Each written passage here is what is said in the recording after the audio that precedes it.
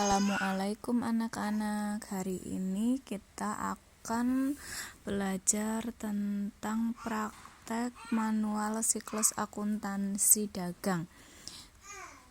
Saya di sini pakai hard copy yang lama ya, yang dipegang kalian itu soft copy yang sudah sedikit diedit. Pertama, ketika kalian akan mengerjakan soal praktik itu harus dibaca dulu yang namanya kebijakan akuntansi. Nah ini ya, ini adalah kebijakan akuntansi yang harus banget kalian baca dan kalian pahamin dulu sebelum mengerjakan, karena namanya akuntansi seperti yang saya bilang dari dulu, beda kebijakan itu beda perusahaan itu beda kebijakan, dan beda kebijakan itu biasanya ada sesuatu yang berbeda antar perusahaan, maksudnya dalam mengerjakannya. Dan yang pertama ini kita masih menggunakan etap ya, kita belum pakai IFRS, masih pakai etap. Ingat dulu di awal sepertinya saya sudah pernah sedikit menjelaskan tentang standar akuntansi. Yang berikutnya kita lihat di sini ada keterangan kas kecil ya. Jadi kalau di jasa kan kita kemarin hanya hanya tahu satu akun, yaitu kas. Nah, kalau di perusahaan dagang itu kita sudah memisahkan antara kas kecil dengan kas di bank. Jadi uang yang besar biasanya itu langsung masuk ke kas bank ya, sedangkan untuk yang keperluan sehari-hari itu ada yang dipegang atau yang disebut dengan kas kecil. Dan kas kecil itu ada dua, yaitu sistem dana tetap dan sistem dana tidak tetap atau sistem impres dan fluktuasi ya. Di sini kita pakainya sistem dana tetap, di mana ini pasti sudah kalian pelajari pada akuntansi keuangan ya. Di mata pelajarannya Bu Anggit kalian seharusnya sih sudah belajar perbedaan kas kecil dan kas bank. Ya, dimana di sini pakainya sistem dana tetap. Jadi nanti kalau ada kas kecil tidak langsung di jurnal ya. Terus berikutnya kas bank, kalian baca sendiri. Nah, piutang di sini kalian lihat di situ ada piutang dagang. Nah, piutang juga ada dua, ini juga ada di perusahaan, ada di pelajaran akuntansi keuangan, di akuntansi dagang juga ada ya. Sayangnya kita belum tatap muka. Jadi piutang di sini juga ada dua metode, yaitu metode cadangan dan metode penghapusan langsung. Jadi kalau yang pakainya metode cadangan itu kita mencadangkan yang namanya CKP atau cadangan kerugian piutang. Sedangkan kalau metode penghapusan langsung, ketika ada piutang yang tidak tertagih ya sudah langsung dihapus saja piutangnya. Kemudian persediaan barang dagang. Persediaan barang dagang ini juga pelajaran akuntansi keuangan, itu ada di akuntansi dagang juga ada ya, jadi hampir-hampir mirip. Di sini ada 3 pencatatan, yaitu FIFO, LIFO, dan rata-rata bergerak. Tapi mulai tahun berapa ya, saya agak lupa, itu LIFO tidak boleh lagi digunakan. Ya, FIFO first in first out, jadi barang pertama masuk dikeluarkan pertama. Ya, masuk pertama, keluar pertama. Sedangkan kalau LIFO itu last in first out, jadi barang yang terakhir masuk dikeluarkannya pertama. Kemudian yang berikutnya adalah rata-rata bergerak atau moving average. Nah, di sini ini yang keluaran dulu kita masih pakai rata-rata bergerak, tapi untuk yang kalian pegang itu kami ganti jadi FIFO yang lebih mudah ya. Jadi nanti persediaan barang dagang yang ada di kalian itu pakainya FIFO, first in first out, barang masuk pertama, keluarnya pertama. Kemudian aset tetap, silakan kalian baca sendiri ya. Ini juga lebih ke akuntansi keuangan. Silakan kalian pelajari di pelajaran akuntansi keuangan. Nah, di sini pada akuntansi dagang kita mulai mengenal adanya fed in dan fed out, yaitu PPN masukan dan PPN keluaran. Fed itu adalah value at tax, yang artinya PPN atau pajak pertambahan nilai. Ya, fed out atau PPN keluaran itu ketika kita jual, kemudian PPN masukan atau fed in itu adalah ketika kita beli ya. Jadi gampangannya mengingat out itu keluar. Jadi kalau kita jual in itu masuk, berarti ketika kita membeli. Kemudian pembelian di sini kalian baca pembelian, setiap transaksi pembelian akan diperhitungkan PPN masukan dan PPN PM. Nah, pada soal ini itu ada PPN PM. PPN PM itu adalah pajak pertambahan nilai atas barang mewah. Ya, jadi nanti kalian perhatikan ini kalimatnya. Mana tadi? Nih.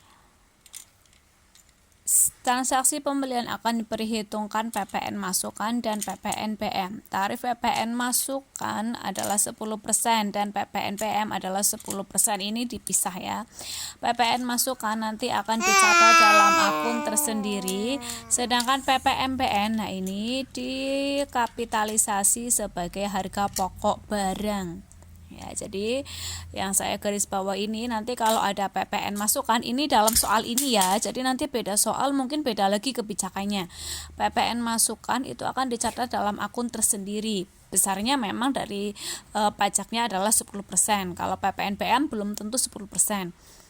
Ya, PPN PM dikapitalisasikan sebagai harga pokok barang. Ya. Jadi masuk ke harga pokoknya. Tidak dicatat dalam akun tersendiri. Kemudian setiap penjualan juga sama, namanya PPN di mana-mana semuanya sama 10%. Ya. Nah, selanjutnya kalian juga harus mengenal dulu. Nah, ini yang mungkin asing bagi kalian ya, karena pada waktu kelas 10 kemarin kan kita belum berjumpa. Jadi saya belum mengajarkan ini karena biasanya saya kenalkan dulu di kelas 10, setidaknya biar kalian tahu pada saat kelas 11-nya. Nah, jadi sekarang kita pelajari di sini. Perhatikan di sini, assets itu adalah harta, liabilities itu adalah utang. Kemudian equity itu adalah modal, income adalah pendapatan. Kemudian cost of goods sold ini adalah harga pokok penjualannya. Expense itu adalah beban. Nah, di sini kalau di dagang itu sebagian besar ya, hampir semuanya ya itu selalu dipisahkan antara yang operasional dan non operasional.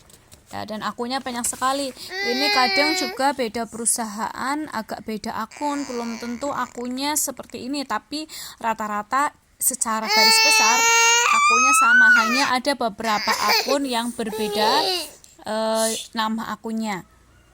Ya, saya punya yang sudah ada Indonesianya, tapi sedang agak entah kemana ya. Nah, ini namanya adalah kode akun. Nah, kode akun tiap perusahaan ini juga berbeda-beda tergantung. Nah, ini yang perlu kalian pahami dan kalian hafalkan. Ya, di sini tidak ada bahasa Indonesianya. Sekedar gambaran sedikit ya, saya tidak bisa menjelaskan satu-satu nanti terlalu panjang. Petty cash itu adalah kas kecil, cash in bank itu adalah kas di bank. Marketable securities itu adalah surat berharga. Account receivable itu adalah piutang dagang. Allowance for ini adalah cadangan kerugian piutang. Employer receivable itu adalah piutang karyawan, beda ya, yang tadi adalah piutang dagang, yang ini adalah employer itu adalah karyawan, receivable itu adalah piutang, jadi piutang karyawan, ada receivable, piutang lain-lain. Nah, ini akun yang membedakan yang tidak ada dalam perusahaan dagang yaitu merchandise inventory. Merchandise inventory itu adalah persediaan barang dagang. Ya, ini hanya ada di perusahaan dagang karena perusahaan dagang adalah perusahaan yang membeli barang kemudian menyimpan dan menjual kembali tanpa mengubah bentuknya. Office supplies itu adalah perlengkapan kantor, store supplies perlengkapan toko. Nah, ini value add tax itu adalah PPN. Ya, PPN pajak pertambahan nilai. Value itu adalah nilai, add itu adalah pertambahan, tax itu adalah pajak. Ini itu masuk, jadi PPN masukan. Prepaid income tax itu adalah dibayar di muka. Pokoknya semua yang ada prepaid-prepaidnya ini adalah dibayar di muka. Ya. Terus yang kedua ini adalah harta tetap ya. Ini mungkin kalian familiar, silahkan dipelajari sendiri. Yang ini mungkin ya, vehicle itu adalah kendaraan. Kemudian liabilities. Nah, di sini kalian juga pelajari itu. Payable itu artinya adalah utang. Jadi di sini semua ada payable itu adalah utang. Ya, account payable utang dagang. Wage and salaries itu berarti utang gaji dan upah dan sebagainya. Kemudian utang ini ya, current liabilities itu berarti utang lancar atau utang jangka pendek. Long term liabilities adalah utang jangka panjang. Ingat ya, utang itu ada dua, utang lancar dan utang jangka panjang. Bukan utang lancar dan utang tidak lancar ya, tapi ini adalah utang jangka panjang. Bank loan itu adalah utang bank.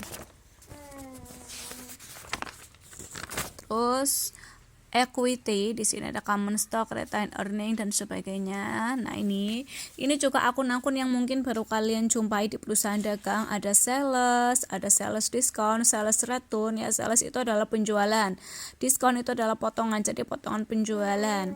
Sales return itu adalah retur penjualan. Cost of goods sold itu adalah HPP. Tapi belum tentu semua soal sama-sama cost of goods sold, jadi jangan disamakan. Ya, karena ada soal lain yang tidak memakainya cost of goods sold ya. Kemudian beban di sini ada dua, yaitu beban bagian penjualan dan beban bagian umum dan administrasi.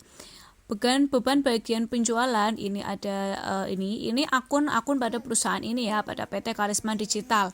General administrasi ini berarti beban umum dan administrasi.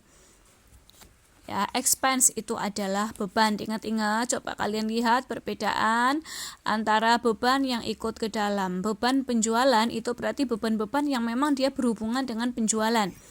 Ya, kemudian yang di luar penjualan itu beban umum dan administrasi. Nah, ini other income dan other expense itu berarti pendapatan di luar usaha. Yang ini expense yang other berarti juga sama, beban di luar usaha.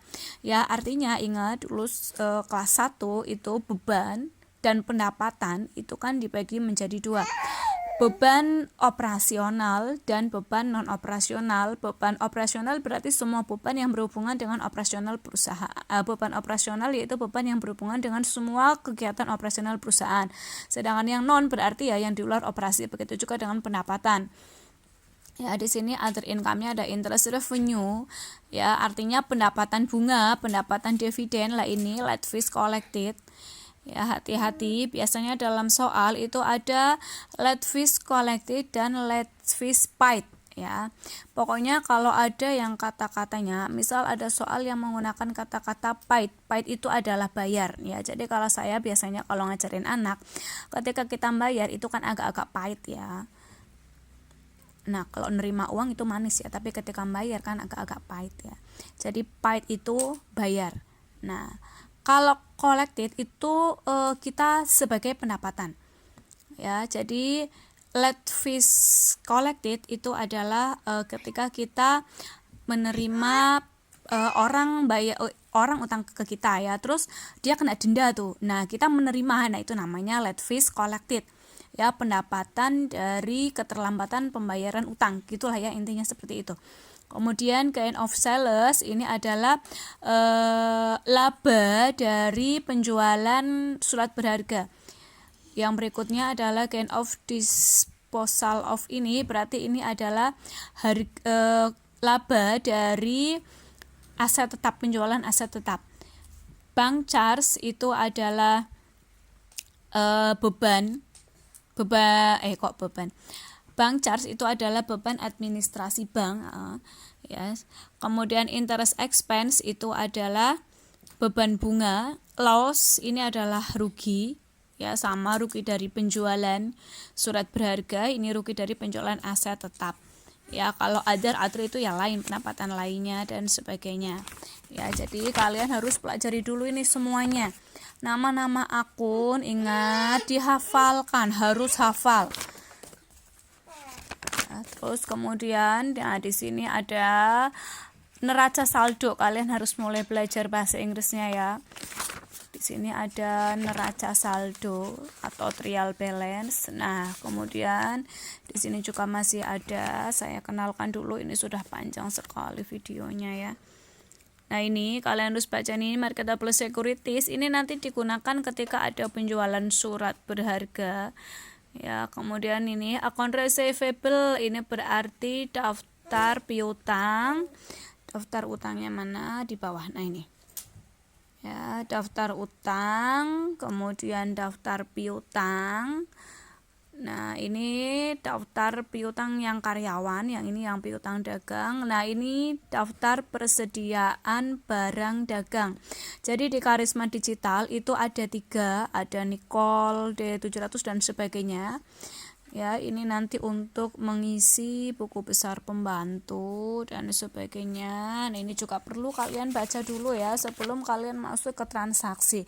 Nah, ini ketika kalian masuk ke transaksi, ya nanti kalian coret-coret dulu di sini debitnya apa ya, kerjakan di sini dulu biar kepenak. Nah, ini kalian pelajari dulu. Di sini ada nama perusahaannya, nama bukti transaksinya, kemudian isi dari dokumen transaksinya, silahkan kalian pelajari ya. Nah, saya kenalkan dulu sebelum masuk ke transaksi untuk lembar jawabnya.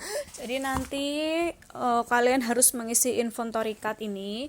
Nah, ini inventory card yang tadi saya bilang.